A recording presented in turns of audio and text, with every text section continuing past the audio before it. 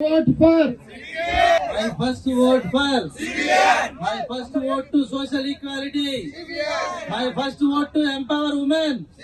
సామాజిక సమానత్వానికి, మహిళా సాధికారతకి, best education system కి, మౌలిక సదుపాయాల కల్పనకి, గుంతలు లేని రోడ్లకి, పేదరిక నిర్మూలనకి, ఉద్యోగ ఉపాధి అవకాశాలకి, స్వచ్ఛ ఆంధ్రప్రదేశ్ కి, అమరావతి రాజధాని నిర్మాణానికి, మన మంగళగిరి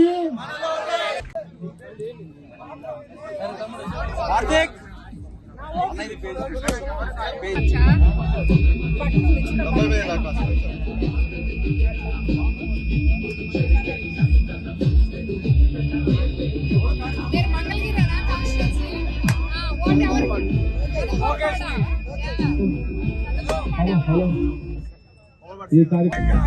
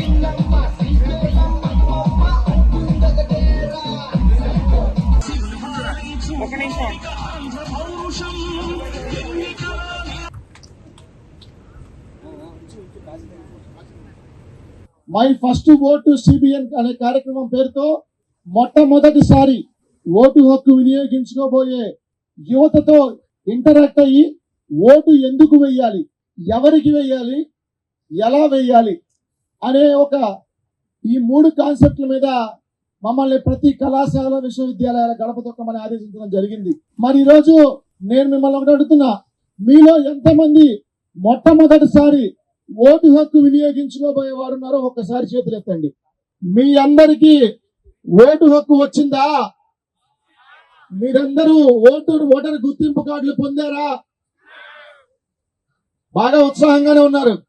అంటే మొదటిసారి ఓటు వినియోగించుకోవడానికి మీరు సిద్ధంగా ఉన్నారు. మరి సిద్ధం అంటూ ఫ్లెక్సీలు కనబడితే చూసారా? దేనికి సిద్ధం అంటే వాళ్ళు? మరి మీరు సిద్ధంగానే ఉన్నారు, ఇంటికి పంపడానికి సిద్ధంగా ఉన్నారు మీ ఓటు ఆయుధంతో. ఆ ఓటు అనేది ఈ ప్రజాస్వామ్యంలో భారతదేశం అనేది ప్రపంచంలోనే అతిపెద్ద ప్రజాస్వామిక దేశం అని చెప్పుకుంటా ఉంటాం. మన డెమోక్రసీ, సెక్యులరిజాన్ని అన్నిటినీ సమానంగా చూస్తూ ఈరోజు మన ఇండియా అనేది ప్రపంచ దేశాల్లో ఆదర్శంగా నిలిచిన పరిస్థితుల్లో మరి ఈ ప్రజాస్వామ్య భారతదేశం మనకు కల్పించిన గుర్తింపు ఏంటి? మనం ఈ దేశ పౌరులమని, మనకి 18 ఏళ్ళు నిండిన అడల్ట్స్ అని మనకు ఒక యూనిక్ ఐడెంటిఫికేషన్ ఏంటంటే ఈ దేశంలో రెండు, ఒకటి ఆధార్ కార్డు, 2 ఓటర్ గుర్తింపు కార్డు. అవునా కాదా? ఓటర్ గుర్తింపు కార్డు అంటే ఏదో మనకి 18 ఏళ్ళు నిండింది, ఓటు హక్కు వచ్చింది, ఓటర్ గుర్తింపు కార్డు వచ్చింది, మనం జేబులో పెట్టుకుందాం అంటే సరిపోదు. ఈరోజు మనం వచ్చిన ఓటుని క్యాష్ చేయాల. మన ఓటుని సవివరంగా సమర్థవంతమైన మార్గంలో ఉపయోగించుకుంటే అది ప్రజాస్వామ్యాన్ని కాపాడటానికి మనకి బాటలు వేస్తూ ఉంటుంది. ఒక్క ఓటే కదా, మన ఒక్క ఓటు ఎండకి వేయకపోతే ఏం పోయింది అనుకుంటాం. ఆ ఒక్క ఓటే ఎంతో తేడాని, ఎంతో నష్టాన్ని చవి చూసేందుకు బాటలు వేసే అవకాశం కూడా ఉంది. ఎందుకంటే ఇప్పుడు మనం మంగళగిరి నియోజకవర్గంలో ఉన్నాం. 2014లో మంగళగిరిలో తెలుగుదేశం పార్టీ అభ్యర్థి ఓడిపోయింది. ఎంత మెజారిటీ? కేవలం 12 ఓట్ల మెజారిటీతోనే ఓడిపోయాం. 12 ఓట్లే. 7 ఓట్లు ఇటు పడితే 1 ఓటుతో మనం గెలిచేవాళ్ళం. అంటే ఒక్క ఓటు కూడా ఎంత పవర్ఫుల్ అర్థమైందిగా మీకు. ఒక్క ఓటు అంటే రూపాయి కలిస్తేనే 100 రూపాయలు అవుతుంది. ఒక చీపురి పొల ఒకటే కాదు, ఒక చీపురి పొలలో కట్టగా పేర్చితే చీపురి కట్ట అయింది.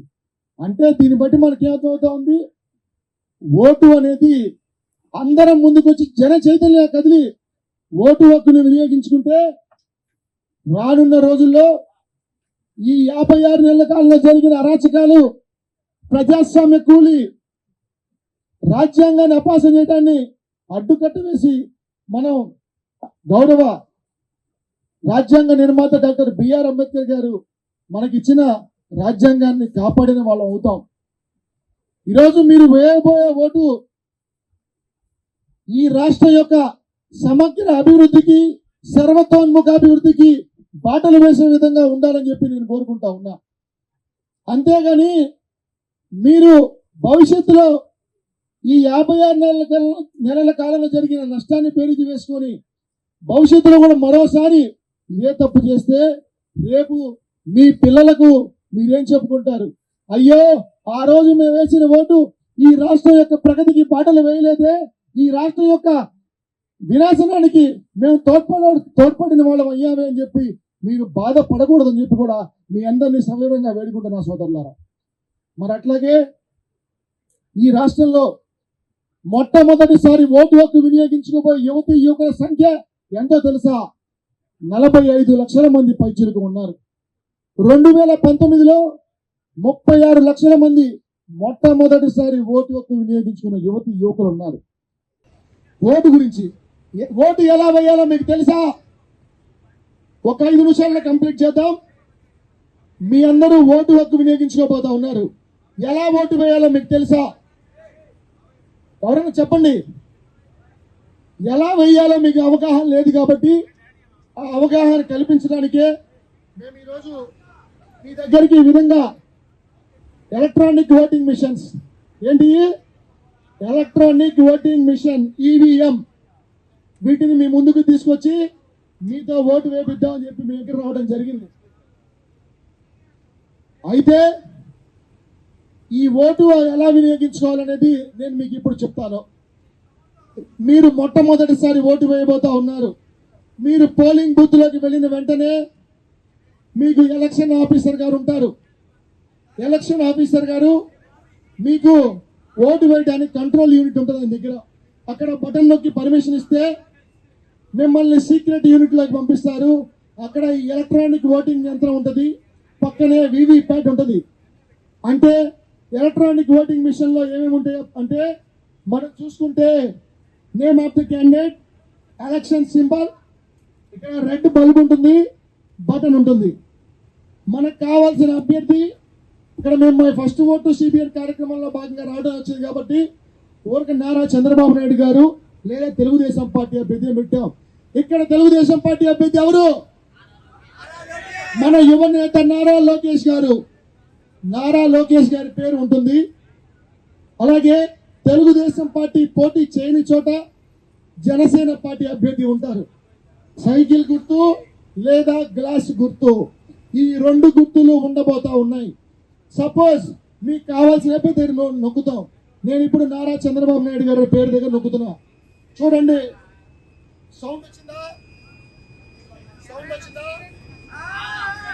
ఈ సౌండ్ వచ్చిందంటే మీ ఓటు పడ్డట్టు, మీ ఓటు పడ్డట్టు. ఈ సౌండ్ వచ్చిన తర్వాత పక్కనే వీవీప్యాట్ ఉంటుంది.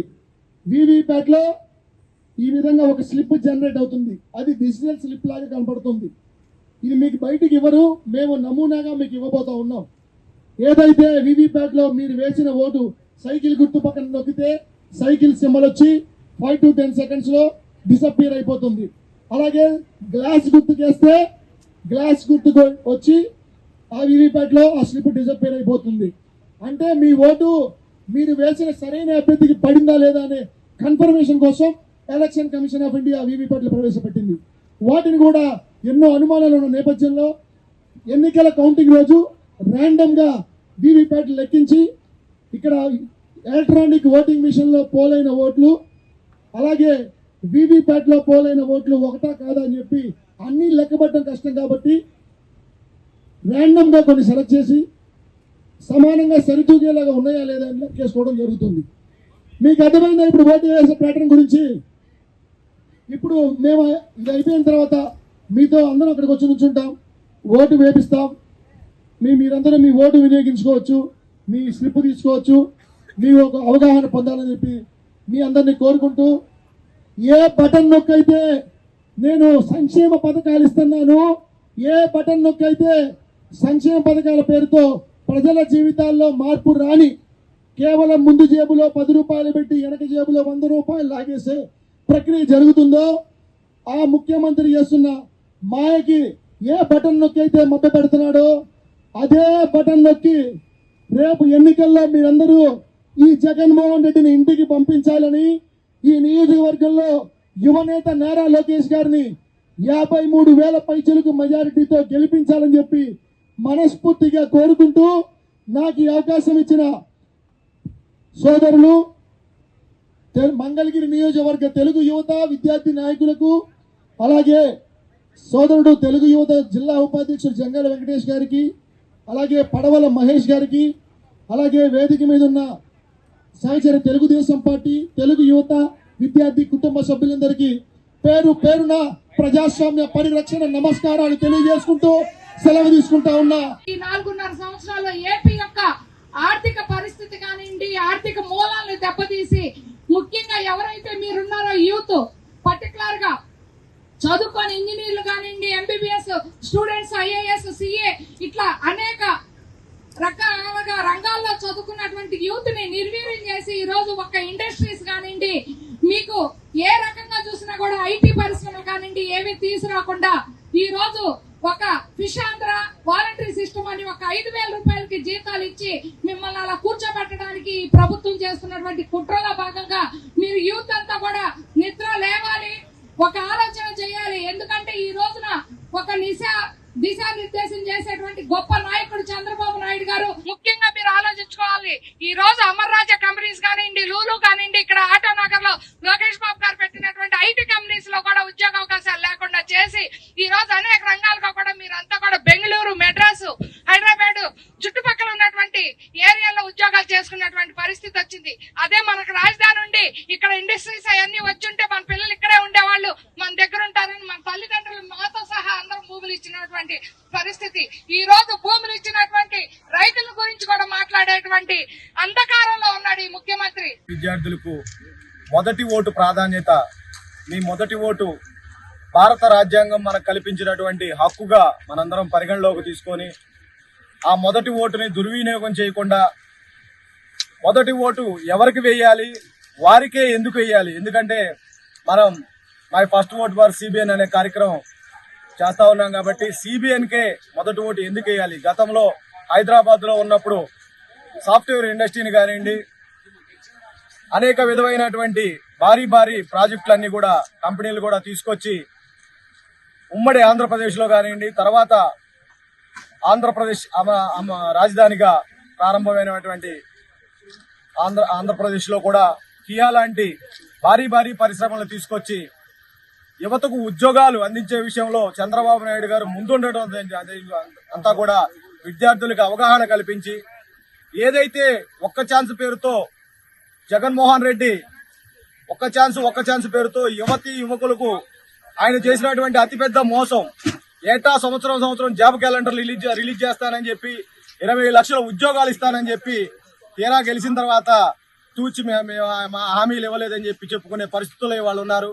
రేపొద్దున మళ్ళా అదే కళ్ళబొల్లి కబుర్లతో రేపొద్దున 20,000 ఉద్యోగాలు ఇస్తాం, సంవత్సరం జాబ్ క్యాలెండర్లు ఇస్తాం, కేజీ బంగారం ఇస్తాం, బెంజ్ కార్ ఇస్తామని ఇతర మాటలు చెబుతున్నారు. కాబట్టి వాటన్నిటిని కూడా యువతందరూ కూడా దృష్టిలో పెట్టుకొని, ఎవరైతే బాబు వస్తే జాబ్ వస్తుంది కాబట్టి విద్యార్థులందరూ కూడా తెలుగుదేశం పార్టీ, జనసేన పార్టీ కూటమిలో ఎక్కడైతే సైకిల్ గుర్తు కానివ్వండి, గాజు గ్లాసు గుర్తు కానివ్వండి, యువకులందరూ కూడా తన ఫస్ట్ ఓటుని తెలుగుదేశం పార్టీ, జనసేన కూటమి అభ్యర్థుల్ని గెలిపించి రాష్ట్ర అభివృద్ధికి, ఇప్పుడు ఇక్కడ ఉన్నటువంటి ఎస్ఆర్ఎం కాలేజీ యువత అందరూ కూడా రోజు ప్రయాణం చేయడానికి కనీసం రోడ్డు మౌలిక సదుపాయాలు లేని పరిస్థితిని వారందరికీ కూడా వివరించి వీళ్ళందరూ కూడా ఆయా నియోజకవర్గాల్లో వారికి ఉన్నటువంటి బంధువులు మిత్రులందరూ కూడా చెప్పి తెలుగుదేశం పార్టీ జనసేన క్యాండిడేట్లు గెలిపించాలని చెప్పి యువతందరూ కూడా దిశానిర్దేశం చేయడం జరిగింది.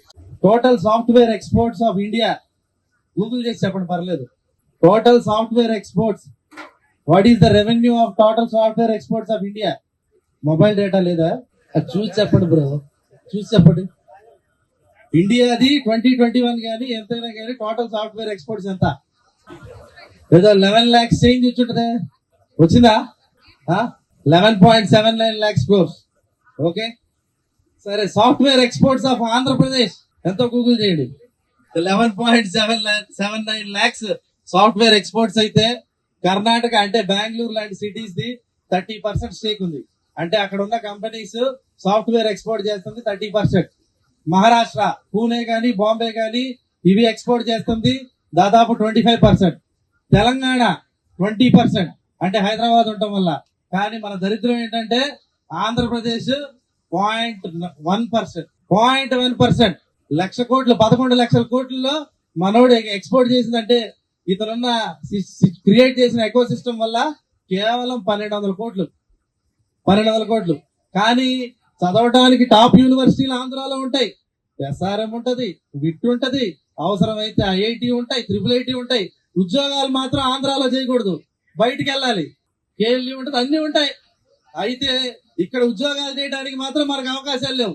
మనం మాత్రం ఏపీలో చదవాలి, బయటికి వెళ్ళి ఉద్యోగం చేయాలి. కానీ అదే లాస్ట్ 5 years లో ఒక విజన్ ఉన్న నాయకుడిని ఈ ఎస్ఆర్ఎం కి ఈ పరిస్థితి ఉండేదా?